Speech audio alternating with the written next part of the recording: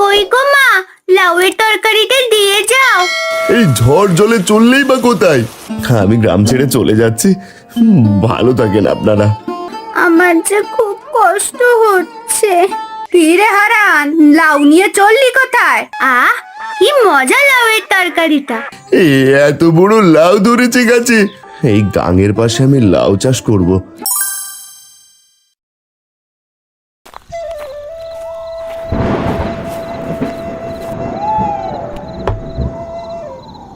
গিন্নি, গিন্নিকে দেখছি না কেন? এই অবেলায় মেয়েটা গেল কোথায়? আকাশে তো মেঘ গড়েছে, এদিকে সূর্য প্রায় অস্ত যেতে শুরু করেছে। আমার তো এবার বড় চিন্তা হচ্ছে গো। মাঠে হয়তো লাবণীর সাথে খেলতে গেছে, ঠিক চলে আসবে। এত চিন্তা করার কোনো কারণ নেই গো। একটা মাত্র মেয়ে তো গিন্নি, তাই চিন্তা হয়। দেখে একটু আশেপাশে খুঁজে কোথায় গেল মেয়েটা। এতক্ষণে তো ফিরে আসার কথা।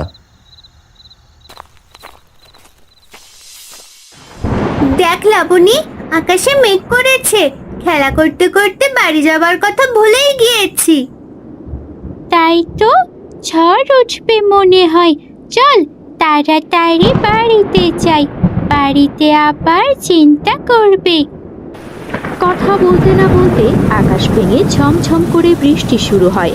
লাবণী আর তিন্নি দৌড়ে একটা লাউ গাছের মাচার নিচে আশ্রয় নেয়। ওপরবেলায় জানে মেয়েটা গেল কোথায়। এখন আমি কোথায় খুঁজবো এই ঝড় বৃষ্টির মধ্যে? মা তিন্নি, কোথায় গেলি রে মা? তিন্নি মা, আরে কোথায় তুই? এই যে হারান, এত ষাঁড়ের মতো চিৎকার করছো কেন? এই ঝড় জলে চললেই বা কোথায়? হারুদা, সন্ধে হয়ে গেছে, মেয়েটা এখনো ঘরে ফেরেনি, তাই খুঁজতে বের হয়েছে। আমাকে তুমি নিশ্চয়ই চেনো, আমি মোড়লের খুব ঘনিষ্ঠ লোক। সারা গায়ে আমার কত নাম যশ। তোমার মেয়ের কিচ্ছু হবে না। চিৎকার করে লোক জড়ো করার চেষ্টা করো না। তুমি এখন ফিরে যাও, আমি দেখছি কি করা যায়। ঠিক আছে হারুদা, আমি ঘরে ফিরে যাচ্ছি। হ্যাঁ, যাও যাও। হারুর কথা শুনে হারান বাড়ির দিকে যাত্রা শুরু করে। তোর মেয়ে জলে ডুবে মরুক, বাঘের পেটে থাকুক, আবার কিছু আসে যায় না। সারাদিন বড্ড খাটুনি গেছে, ঘরে গিয়ে বিশ্রাম করতে হবে।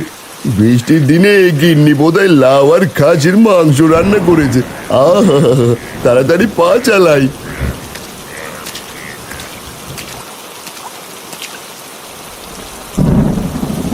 বাবা বুঝি আমার জন্য চিন্তা করছে। বৃষ্টির কারণে আমরা তো আটকা পড়ে গেছি। এত বৃষ্টি যে ভিজেই গিয়েছি প্রায়। এই লাউয়ের মাচার ভেতর বেশি সময় থাকা যাবে না। এখান থেকে একটু দূরে মিনতি কাকিমার বাড়ি, চল সেইখানে যাই। বৃষ্টিটা একটু কমেছে। দাঁড়া, আমি একটা বড় দেখে কচু পাতা তুলে নিয়ে আসি।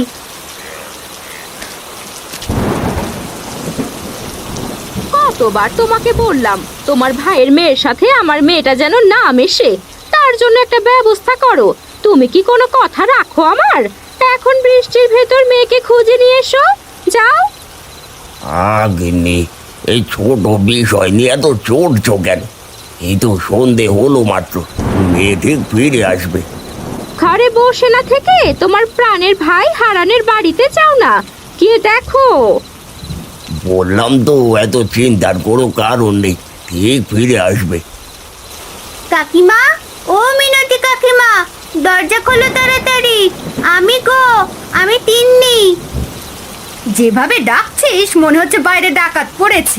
যত সব। তাড়াতাড়ি একটু দরজাটা খোলো। যাচ্ছি বাবা, যাচ্ছি। কি হয়েছে তোদের এই ভর সন্ধেবেলায় বৃষ্টির মধ্যে আমার বাড়িতে? কি মনে করে?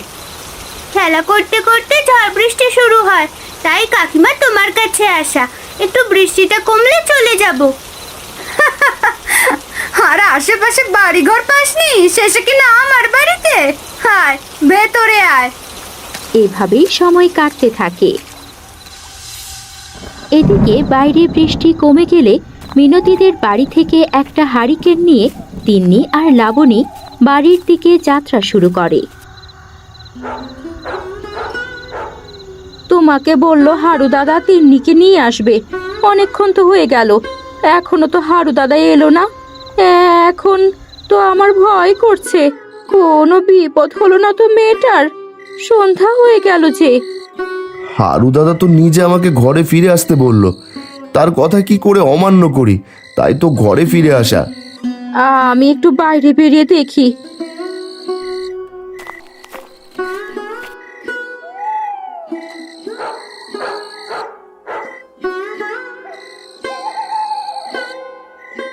দেখো গো দেখো, কে যেন হাতে হাঁড়িকে নিয়ে আসছে।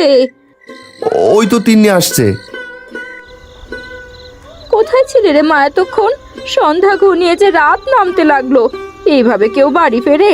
তুই কত আর আমাদের কষ্ট দিবি।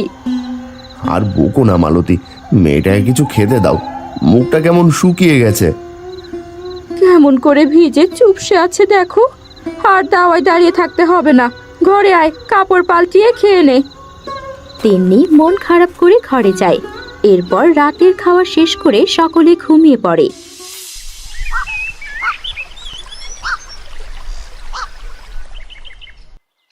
পরের দিন সকালে তিন্নি বিছানা থেকে আর উঠতে পারছে না।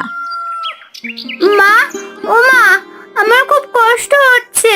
আমি হাত পা নাড়াচাড়া করতে পারছি না কেন? ও খুব ব্যথা করছে। ওগো, কোথায় গেলে গো? দেখো দেখো না, তিন্নি কেমন করছে। কি হয়েছে তিন্নিমা, কি হয়েছে তোর? কাল বৃষ্টিতে ভিজে মনে হয় জ্বর এসেছে মেয়েটার। এখনই কবিরাজকে খবর দিতে হবে, আর দেরি করলে চলবে না। কিন্তু কবিরাজকে ডাকতে গেলে তো অনেক টাকার প্রয়োজন। এত টাকা তুমি পাবে কোথায়? কি করে জোগাড় করবে? আমাদের চালের উপর যে লাউ হয়েছে সেটা বিক্রি করলে কিছু টাকা পাওয়া যাবে, সেই টাকা কবিরাজকে দেব। তিন্নি মায়ের খুব কষ্ট হচ্ছে, আমি লাউ পাড়তে গেলাম। হারান মাচার উপর থেকে অনেক কষ্ট করে লাউ পাড়ে, আর সেই লাউ একটা ঝুড়িতে করে বাজারের দিকে যাত্রা শুরু করে। মা, আমার খুব কষ্ট হচ্ছে। আমি কি আর বাঁচবো না? সে কথা মুখে আনিস না মা, তুই ভালো হয়ে যাবি দেখিস। তোর বাবা কবিরাজ ডাকতে গেছে, একটু পর কবিরাজ মশাই আসবেন। কবিরাজ এলে তুই একদম সুস্থ হয়ে যাবি। একটু ধৈর্য ধর মা আমার। জানি না মেয়েটা কেমন আছে। হে সৃষ্টিকর্তা, মেয়েটাকে তুমি একটু দেখে রেখো, মেয়েটাই যে আমার পৃথিবী। দেখো দেখো, হারান দাদা কান্না করতে করতে বাজারের দিকে যাচ্ছে। কি হয়েছে হারান দাদার, কিছু জানো? খবর কিছু শোনোনি তুমি? সংসারে চাপে সব সময় ব্যস্ত থাকি, এত খবর কি রাখতে পারি? হেয়ালি না করে বলো দেখি দাদা। হারানের মেয়ের বদ নজর লেগেছে। কি সব কথা বলো গদাইদা, বদনজর বলে কিছু হয় নাকি? হয় হয়, সব হয়। তুমি বললে আমি বিশ্বাস করবো নাকি? খেলতে খেলতে বৃষ্টিতে ভিজেছে, তাই অসুস্থ হয়েছে। তাহলে লাবণীর কেন কিছু হলো না? তার সাথে আমার মেয়েও ছিল। কি জানি কি হয়েছে, আমার আবার বাড়িতে অনেক কাজ পড়ে আছে। আমি এখন আসি, এই পরে দেখা হবে। একটা কথা বলি দাদা, কিছু মনে করো না। নিজের ভাইয়ের মেয়েকে কোথায় গিয়ে সাহায্য করবে, আর তা না করে অলক্ষণে কথা বলছো। তোর এত মাতব্বরি করতে হবে না, যা যা বাড়ি যা।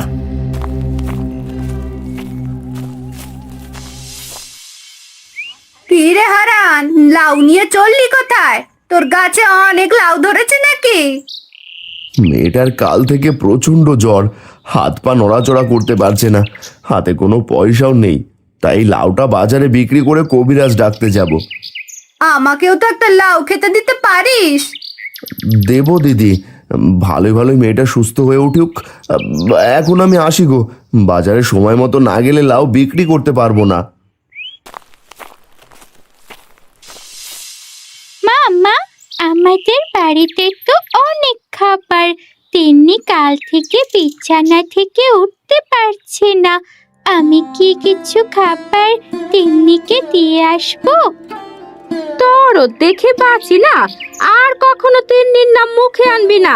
তাদের সাথে আমাদের কোনো সম্পর্ক নেই, এই বলে দিলুম। আমি যখন অসুস্থ হয়েছিলাম, তিন্নি তো আমার পাশে ছিল। আমাকে গল্প শোনাতো। আমিও যাব তিন্নিকে দেখতে মা। এই পাগল মেয়েকে বোঝায় কে? তিন্নির ছোঁয়াচে অসুখ হয়েছে, যে যাবে তাকেই ধরবে। খবরদার, খবরদার বলছি, তাদের বাড়িতে যাবি না। মা, আমি আর পারছি না। বাবা কবে বাজার থেকে কবিরাজ নিয়ে আসবে? আমার যে খুব কষ্ট হচ্ছে। আমি কি তাহলে আর লাবণীর সাথে খেলা করতে পারবো না? তার সাথে পাঠশালা যেতে পারবো না? তোর বাবা কবিরাজ নিয়ে এলে তুই সুস্থ হয়ে উঠবি মা। তুই আবার আগের মতো খেলতে পারবি।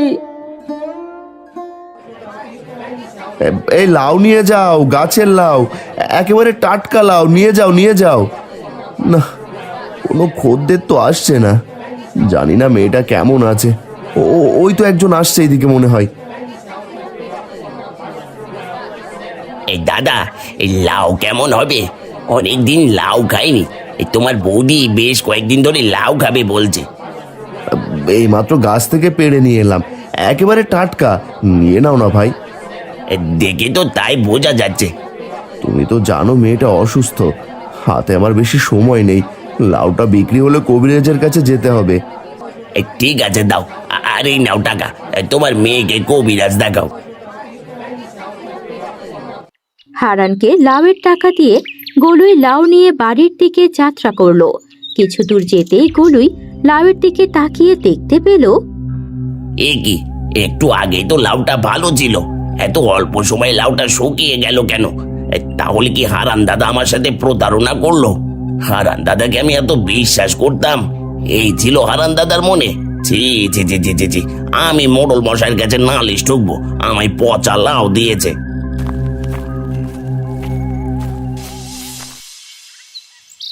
কি হচ্ছে গায়ে?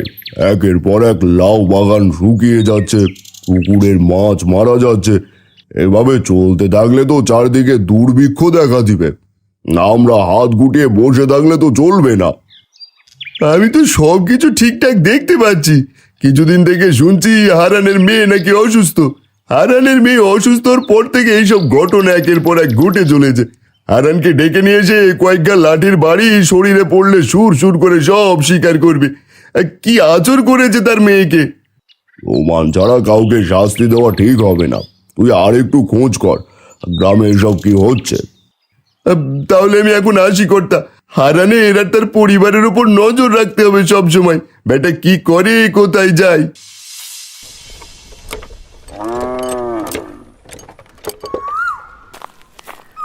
গুলুই দাদা, এত তাড়াহুড়ো করে চললে কোথায়? আর তোমার হাতে লাউ কোথায় নিয়ে চললে? খুব আশা করে একটা লাউ বাজার থেকে নিয়েছিলাম হারানের কাছ থেকে। এখন দেখছি লাউটা পুরোটাই শুকিয়ে গেছে। হারান শেষে এইরকম ঠকবাজি ব্যবসা করছে। মানুষ ঠকিয়ে ভালো থাকা যায় না, এই কারণে বিধাতা বুঝি তার মেয়েকে অসুখ দিয়েছে। বলো কি গুলুই দাদা, হারান দাদা তোমায় ঠকিয়েছে? এটা বিশ্বাস করার মতো না। হারান দাদা সব সময় বিপদে আপদে মানুষের পাশে থাকে, সে কেন এই কাজ করতে যাবে? অভাবে পড়লে মানুষ সব কিছু করে। আমি মোড়লের কাছে তার নামে নালিশ ঠুকবো। একটু ভেবে চিন্তে নালিশ দিও। সামান্য একটা লাভের জন্য যে প্রচন্ড রোদ পড়েছে, এমনিতে তো সব কিছু শুকিয়ে যাচ্ছে কয়েকদিন ধরে। আর তাছাড়া হারানের মেয়ে তো খুব অসুস্থ। আজ না হয় কাল হারানের নামে নালিশ যাবে, আমি বলে রাখলাম। এই তুমি দেখে নিও।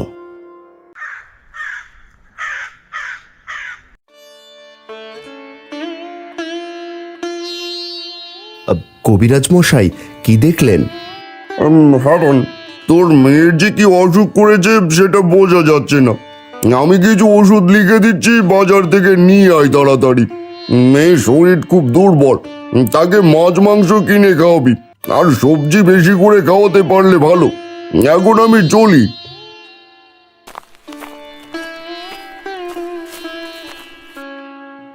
এখন কি হবে গো? কবিরাজ তো কিছুই বলতে পারলো না। এত ভেঙে পড়ো না গিন্নি, উপরওয়ালা সব ঠিক করে দেবে।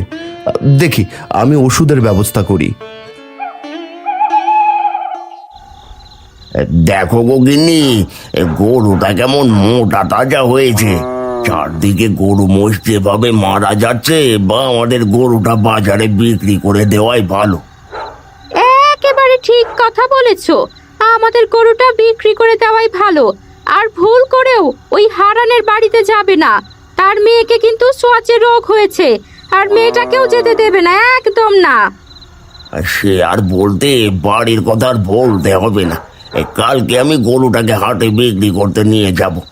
বাজারে জিনিসপত্রের অনেক দাম, খুব ভালো দামে বিক্রি করতে পারবো।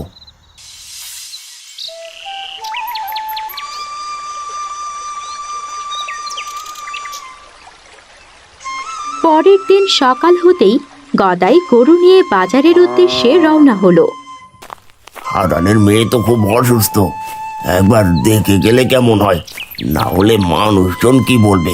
আর না দেখেই তো নানান কথা বলে বেড়াচ্ছে। যাই, হারান্দার বাড়িতে যাই।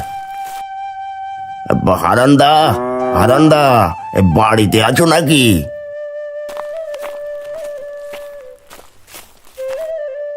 দাদা, এই ভোরবেলায় গরু নিয়ে চললি কোথায়? এই চারিদিকে যেভাবে পশু পাখি মারা যাচ্ছে, গরুটা রাখার নিরাপদ মনে করছি না, তাই বাজারে বিক্রি করতে নিয়ে যাচ্ছে। আর তোর মেয়ের শরীর এখন কেমন আছে? কবিরাজ কি বললো? কবিরাজ কিছু ওষুধের নাম লিখে দিয়েছে, আর ভালো মন্দ খাওয়াতে বলেছে। আমি এখন আসি, বাজারে যেতে হবে, গরু বিক্রি করতে হবে। এই সময় মতো না গেলে যে ভালো খদ্দের পাবো না। আমি চললাম রে।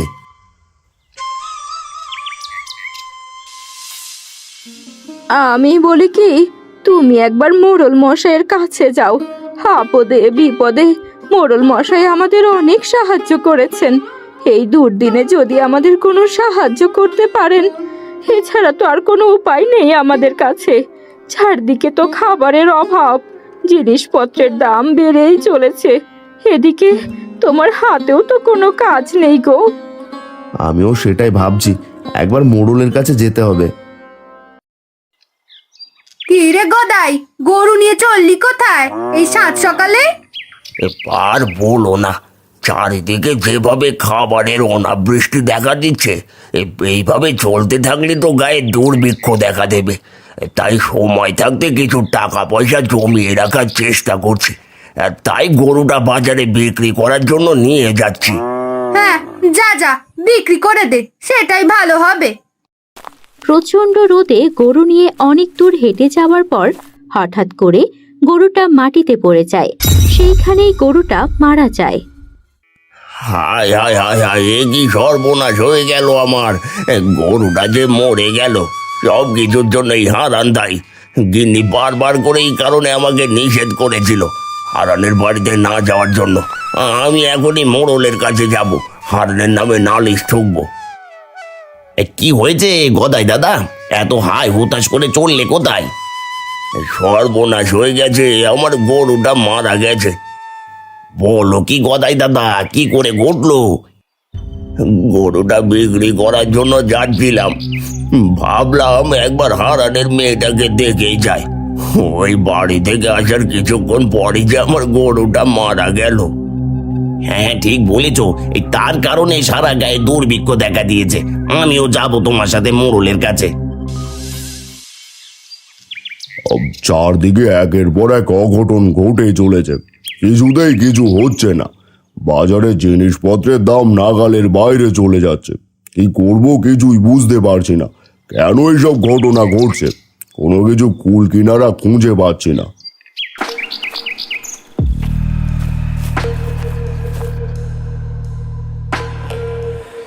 হারান, হারান, এই সবের জন্য হারান দায়ী। তাকে গা থেকে তাড়িয়ে দিলে সব ঠিক হয়ে যাবে মোড়ল মশাই। হঠাৎ করে আমার কাছে তোরা কি মনে করে? আর হারান কি দোষ করলো? উপযুক্ত প্রমাণ ছাড়া হারানকে শাস্তি আমি দিতে পারি না। আমি গদাইয়ের সাথে একমত, হারানের কঠিন শাস্তি চাই। দেখো, বলতে না বলতে অপরাধে নিজে এসে হাজির। কি হয়েছে মোড়ল মশাই? আমি আবার কি করলাম? কি করার বাকি রেখেছো তুমি? শুধু তোমার জন্য আজ গায়ের এই অভিশাপ, শুধু তোমার জন্য গায়ের আজ এই অবস্থা। আর তুমি আর তোমার পরিবার এই গায়ের জন্য অভিশাপ। এই গা থেকে চলে যাও তোমরা। স্ত্রী সন্তান নিয়ে আমি এবার যাব কোথায়? আমার মেয়ে অসুস্থ, আমি তো কারো ক্ষতি করিনি কখনো। শোন হারান, আমার যে উত্তর দিকের জমিটা আছে সেইখানে ছোট্ট একটা কুটির বানিয়ে থাক কয়েকটা দিন। তোকে এই গায়ের মানুষ আর দেখতে চায় না। তুই তো জানিস আমি গ্রামের মোড়ল, সবার কথাই শুনতে হয়। এসেছিলাম আমার মেয়ের ওষুধ কেনার জন্য কিছু টাকা ধার চাইতে, এদিকে আমাকে গ্রাম থেকেই তাড়িয়ে দিলে। কারো কোনো ক্ষতি না করে আমি শাস্তি পাচ্ছি। বেশ, আমি গ্রাম ছেড়ে চলে যাচ্ছি। ভালো থাকেন আপনারা।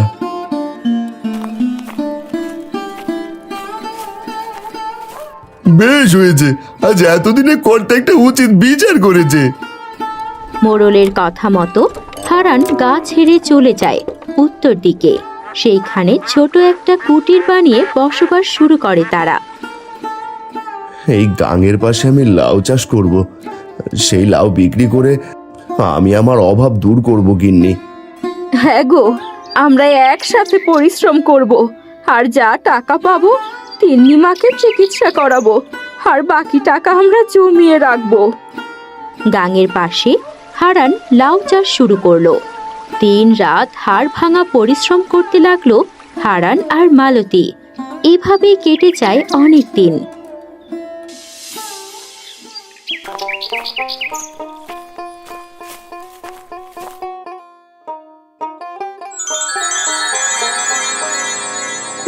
কি দেখছি আমি? এত বড় লাউ ধরেছে গাছে, আর চারদিক তো লাউ দিয়ে ভরে গেছে। হারুদা নাকি? এই কাঠ ফাটা রোদে যাচ্ছ কোথায়? বসে একটু জিরিয়ে নাও।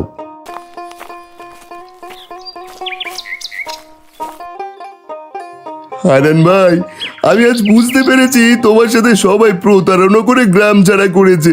কত পরিশ্রম করো তুমি, সামান্য ঠান্ডা জ্বর আর বসন্তের জন্য তোমার মেয়েকে কত কিছু বলেছি। আমায় ক্ষমা করে দিও। আমি যাই গো, কর্তাকে বলে তোমার ভিটে নিয়ে যাব আবার। কর্তা মশাইকে কতদিন দেখি না, একদিন আসতে বলবে কিন্তু হারুদা।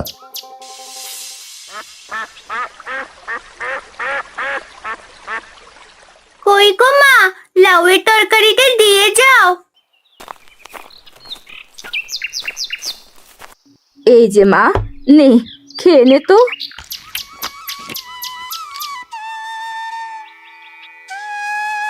আহ, কি মজা লাউয়ের তরকারিটা। দেখো বাবা, আমার শরীরে আর দাগ দেখা যাচ্ছে না। আমি এখন হাঁটতেও পারি, হাত পার ব্যথা করে না। কবিরাজ দাদুর দেওয়া ওষুধ আর লাউ সবজির তরকারি খেয়ে আমি আজ সুস্থ। হ্যাঁ রে মা, গাঙের পাশে লাউ চাষ করে যে এত বাম্পার ফলন দেবে ভাবতেই পারিনি। লাউ বিক্রি করে তো চিকিৎসা করলাম, তোদের দুবেলা পেট ভরে খেতে দিতে পারলাম। এটাই যে আমার সুখ রে মা। চলো বাবা, আমরা গায়ে ফিরে যাই। কতদিন লাবণীর সাথে খেলা করিনি। গায়ের মানুষ না খেয়ে মরতেছে, আমাদের উচিত তাদের পাশে দাঁড়ানো। আমাদের কাছে তো লাউ অনেক ধরেছে, এইগুলো পাশের গায়ে বিক্রি করে আমাদের তাদের পাশে দাঁড়ানো উচিত। তারা যেমনই হোক, আমরা তো নিষ্ঠুর হতে পারি না। তুমি কি বলো? তুমি ঠিকই বলেছো গিন্নি। আমি আজ সমস্ত লাউ তুলে নিয়ে পাশের গ্রামের হাটে বিক্রি করে আসব, আর কালই যাব ছেড়ে আসা আমাদের গায়ে। পরের দিন হারান তার পরিবার নিয়ে আবার গায়ে ফিরে আসে এবং অসহায় মানুষের পাশে দাঁড়ায়। শোনো গ্রামবাসী, তোমরা হারানকে অবজ্ঞা করেছিলে। হারান আজ তোমাদের অবজ্ঞা না করে তোমাদের পাশে দাঁড়িয়েছে। সত্যি হারান, তুই মহান হৃদয়ের মানুষ। দাদা রে, আমার মস্ত বড় ভুল হয়ে গেছে। বিশ্বাস কর, তুই চলে যাওয়ার পর থেকে এই শূন্য বাড়িটার পাশ দিয়ে গেলে আমার খুব কষ্ট হতো। আমায় ক্ষমা করে দে। আজ থেকে আমরা মিলেমিশে আবার চাষাবাদ শুরু করব। যদি কেউ অভাবে পড়ে আমরা সাহায্যের হাত বাড়িয়ে দেব। হ্যাঁ গো হারান ভাই, তোমার থেকে আজ আমরা অনেক কিছু শিখতে পারলাম। ভালো মানুষকে কখনো ঠকাতে নেই। চল রে লাবণী, আমরা আবার মাঠে খেলতে যাই। হ্যাঁ চল, কতদিন মাঠে খেলিনি। বৃষ্টি এলে আবার ভিজিস না রে মা, ভূতে আঁচড় করবে যে।